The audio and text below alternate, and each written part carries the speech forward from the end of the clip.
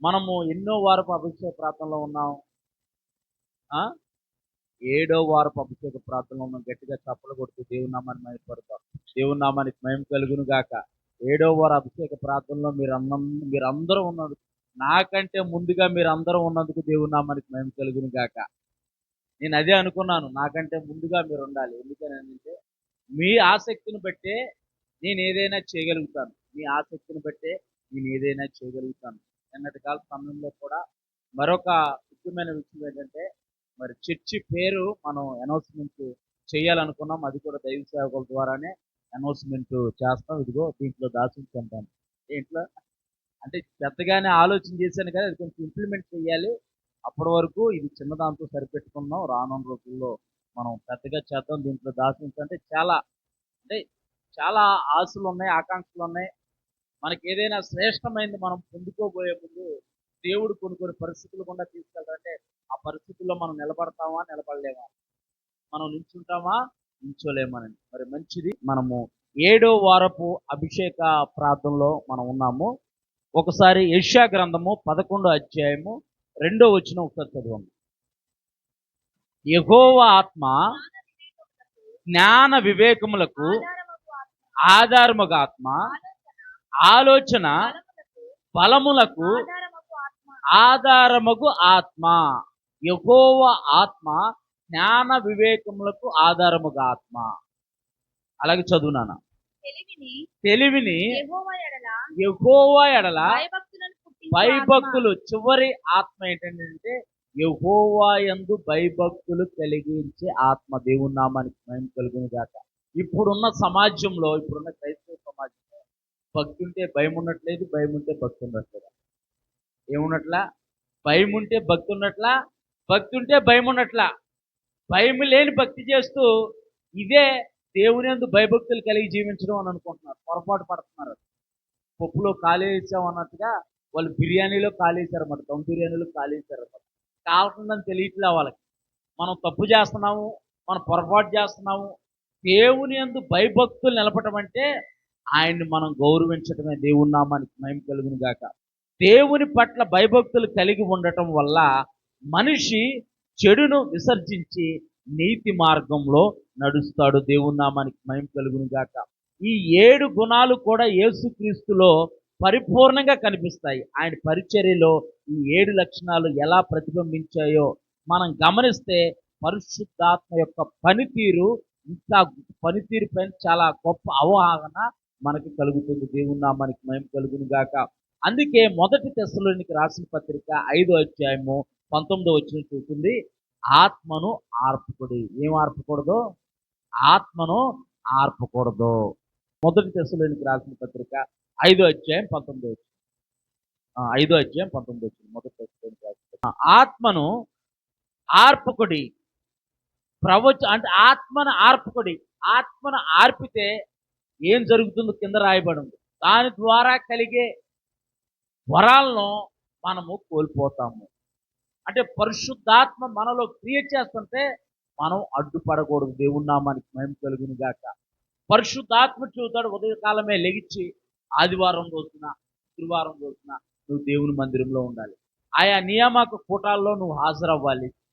ఆయా దేవుని యొక్క సేవకులు ఏ పరిచర్యలు అయితే ప్రారంభించారో ఆ పరిచర్యలో నువ్వు పాలుభాగస్తులు అవ్వాలని పరిశుద్ధాత్మ నిన్ను ప్రేరేపించిన. నేను వెళ్ళకపోతే ఏమన్నా అయితే, చాలా మంది వెళ్తున్నారు కదా అని మనం ఏం చేస్తాం? ఆత్మని ఆర్పేస్తాం. దేవుడు మనల్ని ప్రేరేపిస్తే మనమే ముందుకు అడిగేయాలి. దేవుని నామానికి మహిమ కలుగును గాక.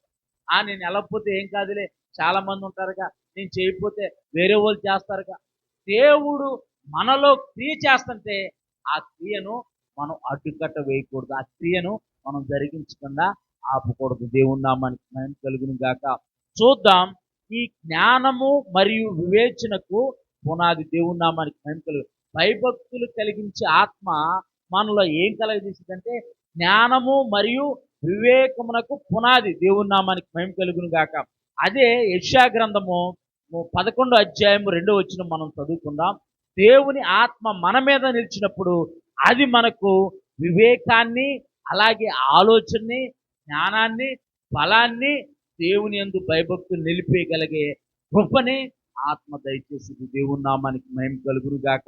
సామెతల గ్రంథము 15వ అధ్యాయం 33వ వచనం చదువుదాం. సామెతల గ్రంథము 15వ అధ్యాయం 33వ వచనం.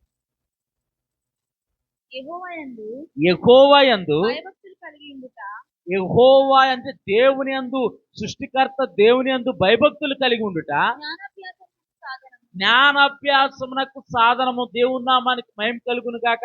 పుస్తకాలు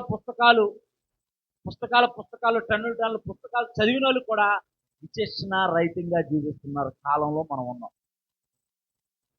పుస్తకాలు చదివి జ్ఞానాన్ని సంపాదించుకుంటున్నానని అదే జ్ఞానమని బ్రతుకుతూ ఎదుటి వారికి మేలు చేయలేని పరిస్థితిలో ఉన్నారు. దేవుని యందు భయభక్తులు కలిగి ఉండుట జ్ఞానాభ్యాసనకు సాధనము. దేవుని నామానికి మహిమ కలుగును గాక. నీవు దేవుని యందు భయభక్తులు కలిగి ఉన్నావు అనుకో, దేవుడే తన ఆత్మ అభిషేకంతో, జ్ఞానాత్మతో, వివేకంతో, తెలివితో, బలంతో మనల్ని నింపి ఆయన నీతి మార్గంలో మనల్ని నడిపిస్తాడు. దేవుని నామానికి మహిమ కలుగును గాక. ఇతరులకు ప్రయోజనకరంగా మన పాప పంకలమైన జీవితాన్ని ఆయన పరిశుద్ధ రక్తంతో కడిగి పరిశుద్ధులుగా మార్చి అనేకులకు సాక్షార్థంగా మన జీవితాన్ని ఆయన హెచ్చిస్తాడు. దేవుని నామానికి మహిమ కలుగును గాక. పాడైపోయిన మన జీవితాల్ని, పనికిరాని మన జీవితాల్ని దేవుడు ప్రేమించి దేవుని యందు భయభక్తులు మనం నిలిపితే, దేవుని యందు మనం విశ్వాసం కలిగి జీవిస్తే దేవుడు తన జ్ఞానంతో, తన అభిషేకంతో మనం నింపుతాడంట. దేవుని నామానికి మహిమ కలుగును గాక. అప్పుడు మనము మన ఇష్టానుసారంగా మనం జీవించాం, మనకు నచ్చినట్టు మనం జీవించాం, దేవుని చిత్తాన్ని నెరవేర్చేవారిగా మనం ఉంటాం. దేవుని నామానికి మహిమ కలుగును గాక.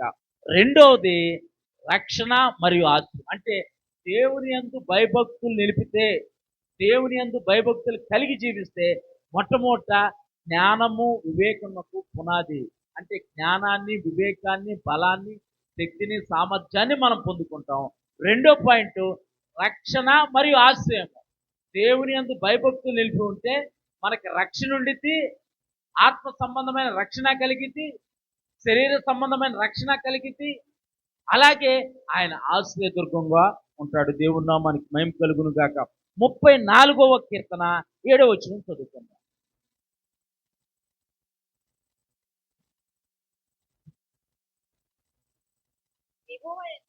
యెహోవా యందు భయభక్తులు గల వారి చుట్టూ భయభక్తులు గలవారి చుట్టూ ఆయన దూత కావలి ఉండి వారిని రక్షించును. దేవుని నామానికి మహిమ కలుగును గాక. ఎవరి చుట్టూ అని దేవుని ఒక వాక్యం చూస్తుంది. దేవుని యందు భయభక్తులు లేని వారి చుట్టూ ఆయన దూత కావలగా ఉండి వారిని రక్షించునని చెబుతుందా? ఒకసారి చదువు నాన్న. యెహోవా యందు భయభక్తులు గల వారి చుట్టూ అంటే దేవుని యందు భయభక్తులు గలవారి చుట్టూ అంటే దేవుని నామాన్ని అంగీకరించి ఆయనకి ఇవ్వాల్సిన గౌరవం ఆయనకి ఇస్తూ, ఆయనకి సమయాన్ని ఇస్తూ, ఆయన సన్నిధిలో ప్రార్థిస్తూ దేవుని మనం వెతుకుతా ఉంటే మన చుట్టూ దేవుని యొక్క దూతలు కావలిగా ఉంటాయంట. దేవుని నామానికి మహిమ కలుగును గాక. యెహోవా యందు భయభక్తులు గలవారి చుట్టూ ఆయన దూతల కావలిగా ఉండి వారిని రక్షించును. చాలా మంది కూడా ఇట్లా జారిపోయి అట్లా చనిపోతారు. ఎలాగా? ఇలా అడిగేసి ఇలా జారిపోయి పడిపోయి చనిపోతున్నారు. మనం ఉనికి కలిగి ఉన్నామంటే, మనం జీవం కలిగి ఉన్నామంటే, మనం ఆరోగ్యం కలిగి ఉన్నామంటే, మనం నెమ్మది కలిగి ఉన్నామంటే, మనం సమాధానం కలిగి ఉన్నామంటే, మనం సంతోషం కలిగి ఉన్నామంటే అది కేవలము దేవుని యొక్క కృపను బట్టే. దేవుని నామానికి మహిమ కలుగును గాక. దేవుని యందు మనం భయభక్తులు కలిగి జీవిస్తే ఆయన మన చుట్టూ తన యొక్క దూతల్ని కాపలాగా ఉంచుతాడంట. దేవుని నామానికి మహిమ కలుగును గాక. ఎంత గొప్ప దేవుడు అండి. గట్టిగా చప్పట్లు కొడుతూ దేవుని నామాన్ని మహిమపరుద్దాం. మనకి కాపలా కావాలంటే మనము పోలీస్ స్టేషన్కి వెళ్ళి ఎస్ఐ గారికి ఒక లెటర్ రాయాలి. అయ్యా పలానా వాళ్ళ వల్ల నాకు ఇబ్బంది కలుగుతుంది, పలానా వల్ల నాకు ప్రాణభయం ఉంది, నాకు ప్రాణభయం ఉంది కనుక నాకు రక్షణ కల్పించిందని మనం ఒక లెటర్ పెట్టుకోవాలి. అవునా కదా? లెటర్ పెట్టుకోవాలి. మనం ఒక లెటర్ పెట్టుకోవాలి. పెట్టుకుంటే ఆయన వచ్చి ఎంక్వైరీ చేసి చుట్టుపక్కల ఉన్న వాళ్ళని అడిగి, మరి ఈయన ఇలాగ అంటున్నాడు, ఇలా కంప్లైంట్ పెట్టేది ఏంటంటే, అవునండి ఆయనకి ప్రాణభయం ఉంది పాపం, ఇలా ఇలా జరుగుతున్నాయి గొడవలు, పలానా వాళ్ళకి వీళ్ళకి గొడవలు జరుగుతున్నాయి, వాళ్ళు కూడా వార్నింగ్ ఇస్తున్నారంటే అప్పుడు ఆయన ఒక కానిస్టేబుల్ను, ఇద్దరు కానిస్టేబుల్ను రక్షణగా మన యొక్క ఇంటి దగ్గర పెడతారు. మనం అధికారి దగ్గరికి వెళ్ళి ఒక లెటర్ పెట్టి, కంప్లైంట్ పెట్టి, రిక్వెస్ట్ పెడితే వాళ్ళు వచ్చి ఎంక్వైరీ చేసుకొని అప్పుడు వాళ్ళు కాపలా ఉంటారు. మనం దేవుని యందు భయభక్తులు నిలిపి ఉంటే ఆ మన చుట్టూ ఆయన దూతల కాపుదల ఉంచుతాడంటే దేవుని నామానికి మేము కలుగును గాక. పగలు ఎండ దెబ్బైనను రాత్రి వెన్నెల దెబ్బైనను తగలకుండా ఆయన మనల్ని కాచి కాపాడే దేవుడు. ఆయన మనకి ఆశ్రయముగాను కోటగాను కొండగాను ఉండే దేవుడు. దేవుని నామానికి మేము కలుగును గాక. మరి నాకు బాధలు ఉన్నాయండి, నాకు కష్టాలు ఉన్నాయండి, నాకు ప్రాబ్లమ్స్ ఉన్నాయండి. మరి దేవుడి దూతలు నాకు కాపుదలగా ఉంటే ఈ ప్రాబ్లమ్స్ అన్ని ఎందుకు ఉన్నాయని అవే మాత్రం మాట్లాడతారు. ఈ భూమి మీద మనం జీవించినంత కాలం శ్రమలో ఇబ్బందులు వస్తూ ఉంటాయి. శ్రమలో ఇబ్బందులు సర్వసాధారణము. కానీ శ్రమలో ఇబ్బందులు వచ్చినా సరే నీవు తృప్తిల్లి పడిపోకుండా, నీవు కుచించిపోకుండా నిన్ను బలపరచడానికి దేవుని దూతలు నీకు తోడుగా ఉంటాయి, నీకు కాపలాగా ఉంటాయి. దేవుని నామానికి మేము కలుగును గాక. మీరు గమనించారో లేదో, ఒక్కోసారి బండ్ల మీద వెళ్తున్నప్పుడు, వెహికల్స్ మీద ప్రయాణం చేస్తున్నప్పుడు స్పీడ్గా వచ్చేస్తూ ఉంటారు. టర్నింగ్ల దగ్గర కానీ పక్క సందులోంచి స్పీడ్గా వచ్చేస్తూ ఉంటారు. మన కంగారు వచ్చేసింది, అసలు మనమే తప్పించుకున్నామని అనుకుని భ్రమలో ఉంటాం. దేవుడే మనల్ని తప్పిస్తాడు. దేవుని నామానికి మేము కలుగును గాక. ఒకరోజు రవితేజ గారు నేను ప్రార్థన ముగించుకొని అప్పుడే సన్లైట్ డౌన్ అవుతుంది అనమాట. 6:30 అలా అవుతుంది, శీతాకాలం అనుకుంటా. త్వరగా సన్లైట్ డౌన్ అయిపోయింది, చీకటిగా ఉంది. ఒకడు సైకిల్ తొక్కుంటూ మా ఎదురుకు వచ్చాడు. నాకు గుండె జారిపోయింది. నాకు కుర్రోడు రాంగ్ రూట్లో వచ్చాడు. మేము ఇటువైపు వెళ్ళేది ఇటువైపు వెళ్తాం. ఇటువైపు వెళ్తుంటే మేము మాట్లాడుకుంటూ వెళ్తున్నాం, స్పీడ్గానే వెళ్తున్నాం. ఆ చీకట్లో ఆల్రెడీ బండి లైటింగ్ వెళ్తుంది. అయినా సరే వాడు ఎటు నుంచి వచ్చాడు, వాడు ధరను వచ్చేసాడు ఎదురికి. అంతే, ఆడు గుద్దేశం అయిపోయింది అనుకున్నా నేను. కానీ ఒక్కసారి బండి పక్కకు తిప్పేశారు. దేవుని నామానికి మేము గుండెకి జారిపోయినంత పని. బాబా చూసుకున్నాడు, బాబా ఎందుకు వచ్చిన గొడవ అని అనుకున్నాను. అంటే దేవుడు మన అలాగే ఎన్నోసార్లు కాపాడాడు. మందాక జగ్గంపేట అని అన్నాను కదా, అక్కడైతే అడవి దున్నలు ఎదురొచ్చినాయి. అడవిలో నుంచి అడవి దున్నలో మంద ఎదురొచ్చింది. ఒక గుంపు దాటుందంటే ఇంకో గుంపు వస్తూ ఉండేది. దేవుడు మనల్ని కాపాడకపోతే మనం ఈ భూమి మీద జీవం కలిగి ఉండలేము. దేవుని నామానికి మేము కలుగును గాక. ఒకసారి కీర్తన 34:7. కీర్తనలు 34. యెహోవా యందు భయభక్తులు గలవారి చుట్టూ ఆయన దూత కావలి ఉండి వారిని వారిని రక్షించును. దేవుని నామానికి మేము కలుగును గాక. అంతేకాదు, రక్షించడమే కాదు, సామెతల గ్రంథము 14:26-27 వచ్చిన చదువుదాం. సామెతల గ్రంథము 14:26-27 వచ్చినారు. సామెతల గ్రంథం 14. మీరు ఏం చేస్తారంటే రిఫరెన్స్ రాసుకునేటప్పుడు కీర్తనలో 34:7 అని రాసుకున్న తర్వాత అక్కడ ఏంటంటే దూత కాపుదల లేకపోతే దేవుని కాపుదల అని పెట్టుకోవాలి. అప్పుడు మీకు అర్థమైంది. అక్కడ మీరు రిఫరెన్స్ రాసుకునేటప్పుడు ఓన్లీ రిఫరెన్సే రాయకూడదు. అక్కడ సెంటెన్స్లో ఉన్నది ఏదైనా రాసుకోవాలి. అప్పుడు ఆ సెంటెన్స్కి తగ్గట్టు అది ఏంటి, ఏం అర్థం ఇచ్చింది అన్నది మనకు అర్థమైంది అనమాట. అలా రాసుకోవాలి. కీర్తనలు 34:7 చదివాం. యెహోవా యందు భయభక్తులు గలవారి చుట్టూ ఆయన దూత కావలుగా ఉండి వారిని రక్షిస్తుందంటే దేవుని యొక్క దూత కాపుదల, దేవుని యొక్క దూత కావలుగా ఉండిద్ది అని రాసుకోవాలి. దానికి అప్పుడు ఆ సెంటెన్స్ మీకు ఏమైందో అర్థమవుతుంది. కీర్తన 34:7 అని రాసుకున్నాం అనుకో ఏమర్థం అవుతుంది అంటే రాసుకునే వారికి చూస్తున్నాను. రాసుకునే వాళ్ళు అలా రాసుకోండి. ఈ సామెతలు 14:26-27 చదువమ్మా. యెహోవా యందు భయభక్తులు కలిగి ఉండుట బహుధైర్యం పుట్టించదంటే దేవుని నామానికి మహిమ కలుగును గాక. గట్టిగా చప్పట్లు కొడుతూ దేవుని నామాన్ని మహిమపరుద్దాం. దేవుని యందు భయభక్తులు నిలిపి ఉంటే ఆయన దూత కావలుగా ఉండిద్ది. అలాగే మన బలహీన సమయంలో, మన కృంగిపోయిన సమయంలో, మన నిరుత్సాహ సమయంలో దేవుని యొక్క ఆత్మ మనల్ని బలపరిచింది. దేవుని నామానికి మహిమ కలుగును గాక.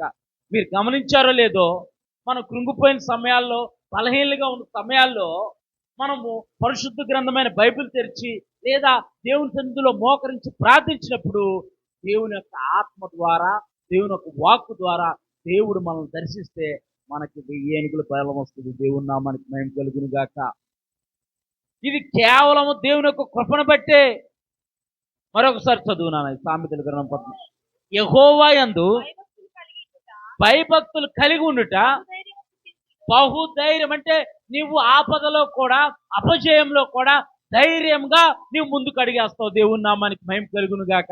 అందుకే దేవుని యందు మనము భయభక్తులు కలిగి జీవించాలి. దేవుని నామానికి మహిమ కలుగును గాక. మూడో పాయింట్ చూద్దాం. మొట్టమొదటి పాయింట్ ఏమో జ్ఞానాన్ని, వివేకాన్ని, ఫలాన్ని దయచేసి దేవుని యందు భయభక్తులు కలిగి జీవిస్తే. రెండోది రక్షణ, ఆశ్రయం. చెప్పండి, రక్షణ, ఆశ్రయం. మనల్ని రక్షించింది దేవుని యొక్క దూత, అలాగే దేవుని యొక్క ఆత్మ మనల్ని బలపరిచి మనకు ఆశ్రయంగా ఉండేది. దేవుని నామానికి మహిమ కలుగును గాక.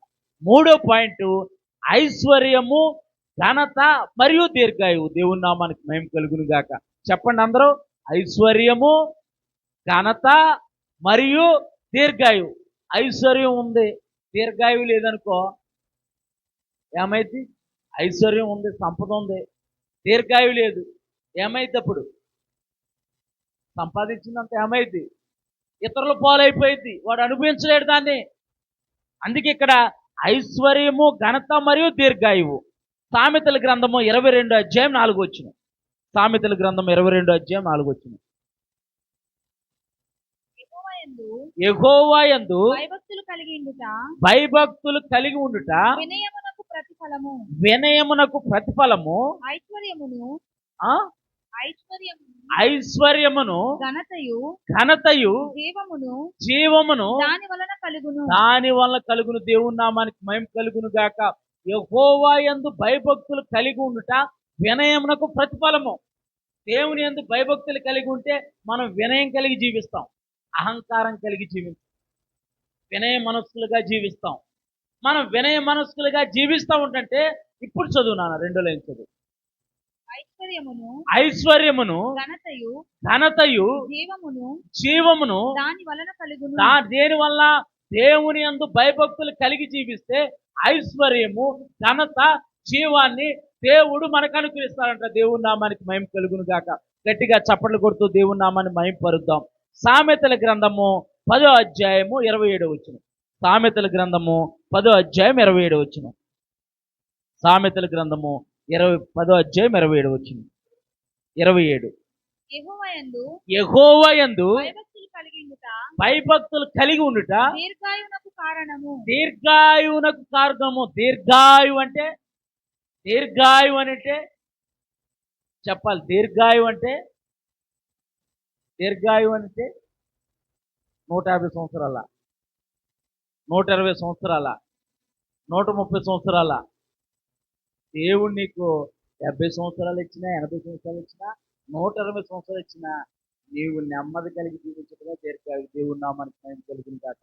120 సంవత్సరాలుండి, 130 సంవత్సరాలుండి ఎందుకు ఈ బతుకులు అనుకునే వాళ్ళు బోళ్ళంత మంది ఉన్నారు లోకంలో. నాన్నగారు నవ్వుతున్నారు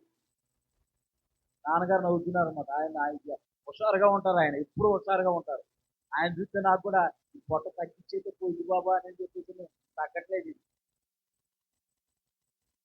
దీర్ఘాయువు చదువున్నాను, మరొకసారి చదువు.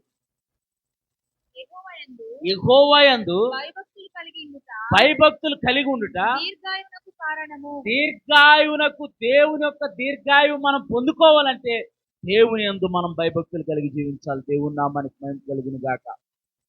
ఐశ్వర్యము, ఘనత, దీర్ఘాయువు ఇస్తాడంట. దేవుని నామానికి మహిమ కలుగును గాక.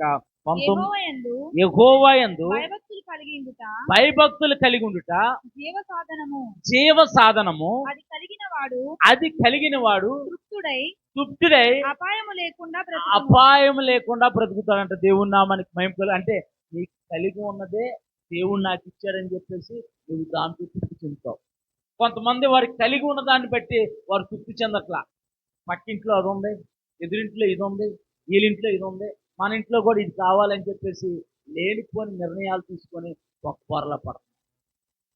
మనకు కలిగి ఉన్న దాంట్లో, అందుకే పౌలు అంటాడు, నాకు కలిగి ఉన్న దాన్ని బట్టి నేను అతిశయిస్తున్నాను, నేను లేమిలో కూడా అతిశయిస్తున్నాను, లేమిలో కూడా సమృద్ధి కలిగి నేను జీవిస్తున్నాను. దేవుని నామానికి మహిమ కలుగును గాక. దీన స్థితి అందునా సంపన్న స్థితి అందునా నడిచినాను ఎగిరినాను నీ కృప కలిగి యుందునే. నడిచినాను ఎగిరినాను నీ కృప కలిగి యుందునే. నిత్యము ఆరాధనకు నా ఆధారమా, స్తోత్ర బలులు నీకే అర్పించద యేసయ్యా. నిత్యము ఆరాధనకు నా ఆధారమా, స్తోత్ర బలులు నీకే అర్పించద యేసయ్యా. రాజా జగమెరిగిన నా యేసు రాజా, రాగాలలో అనురాగాలు కురిపించిన మన బంధము అనుబంధము, మన బంధము అనుబంధము. ఆయనతో అన్యోన్య సహవాసం గలవారిగా జీవించటమే మనకు అనుబంధమై ఉంది. దేవుని నామానికి మహిమ కలుగును గాక. మూడో పాయింట్, ఐశ్వర్యము, ఘనత మరియు దీర్ఘాయువు కలుగుతుంది. మనకు కలిగిన దాంట్లో మనము తృప్తి కలిగి జీవిస్తాము. దేవుని నామానికి మహిమ కలుగును గాక. చివరిగా ఒక పాయింట్ చూద్దాం. దేవుని చిత్తమైతే నెక్స్ట్ వారము మనం చూద్దాము. మన మధ్యలోకి దైవ సేవకులు ఇస్తున్నారు కనుక చివరి పాయింట్, మలాకీ గ్రంథము 3:16. ఇదేంటంటే, దేవుని యందు భయభక్తులు కలిగి ఉంటే దేవుని యొక్క ప్రత్యేకమైన శ్రద్ధ మన మీద ఉండిద్ది. అలాగే ఆయన యొక్క జ్ఞాపకార్థ గ్రంథంలో మన పేర్లు రాయబడతాయి. దేవుని నామానికి మేము కలుగును గాక. మలాకీ గ్రంథము 3:16. మలాకీ గ్రంథం 3:16. అప్పుడు యెహోవా యందు భయభక్తులు గలవారు, ఎప్పుడు నువ్వు ఎప్పుడైనా సరే దేవుని యందు భయభక్తులు గలవారు, చదువునాను, ఒకరితో ఒకరు మాట్లాడుకొనుచుండగా అన్నాడు. సాటి చెప్పుకుంటానల్లా, తనుగు గొనుక్కుంటానల్లా. యెహోవా యందు భయభక్తులు కలిగి ఒకరొకరు మాట్లాడుకుంటుంటే యెహోవా చెవియొగ్గి ఆలకించిన దేవుని నామానికి మహిమ కలుగు. అంటే నీ కష్టం ఇతరులతో చెప్పుకుంటున్నామేమో, నువ్వు నా పరిస్థితి ఎలా ఉందమ్మా, మా కుటుంబ పరిస్థితి ఎలా ఉంది, ప్రార్థించే అని ఆ యొక్క ఎదుటి ఉన్న వ్యక్తితో నువ్వు చెబుతూ ఉంటుంటే దేవుడు చెవియొగ్గి ఈ మాటను ఆలకిస్తాడంట. దేవుని నామానికి మహిమ కలుగునుగా. నేను చెప్పట్ల పరిస్థితి గ్రంథమైన బైబిల్ చూసింది, దేవుని ఒక వాక్కు చూసింది. అందుకే మన లోకంలో ఉన్న మాటలు మానేసి దేవుని గురించి మనం మాట్లాడుకోవాలి. దేవుళ్ళో మనం ఎలా ఎదగాలి, మన కుటుంబం దేవుళ్ళు ఎలా కట్టబడాలి, మన కుటుంబం ఎలా ఆస్వాదింపబడాలి, మనం ఇంకా ఎంత మంచి భక్తి చేస్తే దేవుడు మనల్ని మెచ్చుకుంటాడని మాట్లాడుకోవాలి. లోకంలో ఉన్న మాటలు వాళ్ళ గురించి ఎలా గురించి లోకస్తులు మాట్లాడుకుంటారు, మనం కాదు మాట్లాడేది. మరొకసారి చదువునాను. యెహోవా యందు భయభక్తులు కలవారు ఒకరితో ఒకరు మాట్లాడుకొనుచుండగా యెహోవా దేవుడే చెవియొగ్గి ఆలకిస్తాడంట. నువ్వు ఆయన ఎందుకు భయభక్తులు నిలిపి నీ కష్టం ఎదుటి వారితో చూస్తూ ఉంటాను, నీ బాధ ఎదుటి వారితో చూస్తూ ఉంటాను, నీ దుఃఖం ఎదుటి వారితో చూస్తూ ఉంటే దేవుడే చెవియొగ్గి ఆలకించి నీకున్న కష్టం నుంచి బాధ నుంచి నిన్ను విడిపించగల సమర్థుడు. దేవుని నామానికి మహిమ కలుగును గాక. కింద లైన్ కూడా చదివాను, ఒక్కసారి కింద లైన్ కూడా చదివి మరియు అని అంటే అంతే కాదు, ఇంకా ఉందని అర్థం అన్నమాట. మరియు యెహోవా యందు భయభక్తులు కలిగి ఆయన నామమును స్మరించుచు ఆయన నామం స్మరించడం అంటే ఆయన ఆరాధన చేయటం. యేసు రక్తమే జయం. భయం కలిగినప్పుడు మీరు అనుకోవాలి, ప్రభు అయిన యేసుక్రీస్తు రక్తమే జయం, ప్రభు అయిన యేసుక్రీస్తు రక్తమే జయం, ప్రభు అయిన యేసుక్రీస్తు రక్తమే జయం. నిద్ర పట్టట్లా, పిచ్చి పిచ్చి కళ్ళు వస్తున్నాయి. ఏదో దురాత్మ దెయ్యం వచ్చేసి మన మనసు చుట్టూ తిరుగుతున్నట్టు అనిపిస్తుంది, మన గృహం చుట్టూ తిరుగుతుంది అనిపిస్తుంది, లేకపోతే గుండెల మీద కూర్చున్నట్టు అనిపిస్తుంది. మీరప్పుడు దేవుని నామాన్ని స్మరించాలి. ప్రభు అయిన యేసుక్రీస్తు రక్తమే జయం, ప్రభు అయిన యేసుక్రీస్తు రక్తమే జయమని అంటే వాడు నీ దరిదాపుల్లో కూడా నిలబడ్డ. దేవుని నామానికి మహిమ కలుగును గాక. ఆయన రక్తంలో అంత శక్తి ఉంది, ఆయన నామంలో అంత ప్రభావం ఉంది. దేవుని నామానికి మహిమ కలుగును గాక. చదువునాను, మొదటి నుంచి చదువుదే వచ్చు. మరియు యెహోవా యందు భయభక్తులు కలిగి ఆయన నామమును స్మరించుచు ఉండు వారికి జ్ఞాపకార్థంగా ఒక గ్రంథము ఆయన సముఖమునందు వ్రాయబడెను. ఒక గ్రంథము ఆయన సమూహం అంటే దేవుని దగ్గర ఒక గ్రంథం ఉంది. నువ్వు ఆయన నామాన్ని కష్టంలో, బాధలో, ఇబ్బందులో, సమస్యలో ఆయన నామాన్ని స్మరిస్తూ ఉంటుంటే నా బిడ్డ కష్టంలో కూడా నన్ను మర్చిపోవాలా, ఇబ్బందిలో కూడా నన్ను మర్చిపోవాలా, నా మీద సనగల నా మీద గొనగల ఏం దేవుడు ఉన్నాడా లేడా, నన్ను చూస్తున్నాడా లేదా, నాకు ఈ పరిస్థితి ఏంది అనల్లా. ప్రభు అయిన యేసుక్రీస్తు రక్తమే జయం, ప్రభు అయిన యేసుక్రీస్తు రక్తమే జయమని నా నామాన్ని స్మరించిందని చెప్పేసి గ్రంథంలోని పేరు రాసి నీవు ఆయన రాజ్యంలోకి వెళ్ళినప్పుడు చూడు, పలానా రూతమ్మ, పలానా లక్ష్మమ్మ, పలానా వరలక్ష్మమ్మ నా వారి కష్టంలో కూడా, వారి బాధలో కూడా నన్ను వారు విడిచిపెట్టలేదు, నా నామాన్ని స్మరించారని అనేకులు ఎదుట మెప్పు పొందుకునే విధంగా ఆయన మనల్ని కనపరుస్తాడు. దేవుని నామానికి మహిమ కలుగును గాక. గట్టిగా చప్పట్లు కొడుతూ దేవుని నామాన్ని మహిమపరుద్దాం.